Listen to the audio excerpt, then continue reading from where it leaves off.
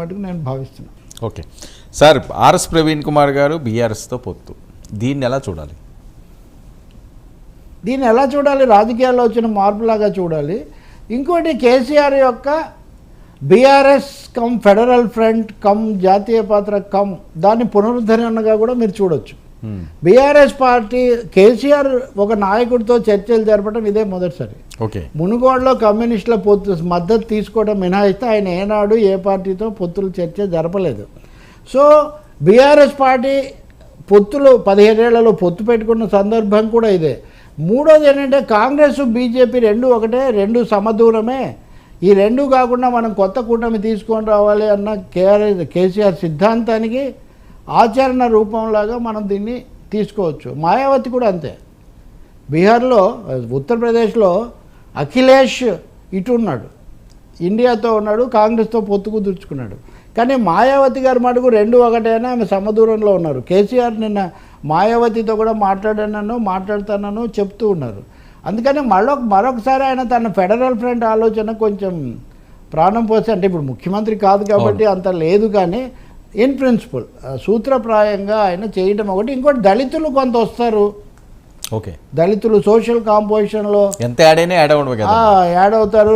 ప్రవీణ్ కుమార్కు మంచి పేరు ఉంది అనేది ఒకటి, అధికారిగా ఇవన్నీ. అసలు గుర్తింపు ఉన్నవాళ్ళు పోతున్నప్పుడు కొత్త వాడితో బయట అతనితో ఒక కొంచెం గౌరవం ఉన్నాయంతో పొత్తు పెట్టుకోవడం అన్నది ఎన్నికల్లో ఉపయోగపడుతుంది అనేది కూడా కావచ్చు. మీరు అన్నది కూడా ఉంది. 3 స్థానాలు వస్తున్నాయి. ఉదాహరణకు ఇండియా టీవీ చేసిన సర్వేలో ఆ 3 వస్తున్నాయి. 3 కూడా కొంత పెంచారన్నారు. ఉదాహరణకు నాకు ఎవరు అంటున్నారు, ఇప్పుడు తెలుగుదేశం పార్టీకి 10, వైసీపీకి 15 అని వేశారు అందులో లెక్క. నిజానికి 2 మార్జిన్లోనే కూడా తెలుగుదేశానికి కలిపారు, లేకపోతే వీళ్ళకి 17 వాళ్ళకి 8 ఇట్లేదో ఉందంట. అటువంటి సమస్య బీఆర్ఎస్ విషయంలో కూడా ఉంది. కాబట్టి ఏదో ఒక విధంగా పార్టీని నిలబెట్టుకోవడం అన్నది లక్ష్యంగా కేసీఆర్ చేస్తున్నట్టుగా ఉన్నారు. ఇంకోటి, బీజేపీని కాకుండా బీజేపీ కాంగ్రెస్ రెండు ఒకటే. ఇంకా కాంగ్రెసే మత పార్టీ అని కూడా వాళ్ళిద్దరు అన్నారు. నేను అదనంగా మీరు అది చూడండి, అందరూ బీజేపీని మత రాజకీయాలు అంటుంటే కేసీఆర్ సమక్షంలో వీళ్ళు మత రాజకీయాలను ఎదుర్కోవడానికి కాంగ్రెస్ మీదకి వెళ్ళటం అంటే వాళ్ళు ఇండియాకు ఒక ఆల్టర్నేటివ్ను, ఇది బీజేపీకి సంతోషం కలిగించే పరిణామమే. బీజేపీ కాదు, కాంగ్రెస్ మత పార్టీ అనే సిద్ధాంతాన్ని కనుక ముందుకు తీసుకొస్తే అది బీజేపీకి చాలా సంతోషం, అంతకంటే వేరే ఏం కాదు. ఇప్పుడు శత్రుఘ్న సిన్హా ఉన్నాడు కదా, ఆయన ఒక ప్రకటన చేశాడు నిన్న, అయోధ్యలో రామ మందిరానికి 5 లక్షల మంది వచ్చారన్నారు, ఇది 50 లక్షలకు చేరుతుంది అది ఇది అన్నారు. క్రమంగా ఇప్పుడు అది 5,000కు వచ్చింది, నేను స్వయంగా చూసి చెప్తున్నాను అన్నాడు. ఇప్పుడు భక్తులు అనేవాడు దేవాలయానికి ఎంతమంది వచ్చారు రాలేదంటాను, అదేమి హౌస్ఫుల్ కలెక్షన్స్తో అదే సినిమా కాదు. కానీ ఆ టీఎంసీ ఎంపీ ఇప్పుడు శత్రుఘ్న సిన్హా ఇలా అన్నాడు. ఇలా అన్నందుకు బీజేపీ తరఫున అమిత్ మాలవీ అనే అతను, ఆయన ఐటీ ఇన్ఛార్జి, ఆయన తీవ్రంగా ధ్వజం ఎత్తి 5 కోట్ల మంది వస్తారు అది ఇదని ఆయన లెక్కలు చెప్తున్నాడు.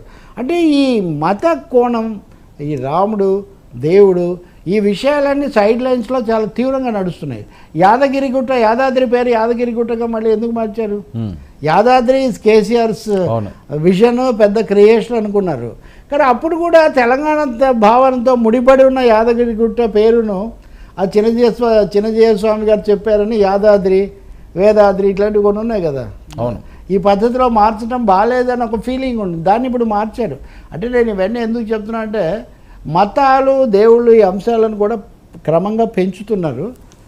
ఆ దిశలో కాంగ్రెస్ కూడా అదే, బీజేపీ కాదు అని వీళ్ళు చెప్తున్నారు. Okay, yeah right sir. Okay, thank you so much.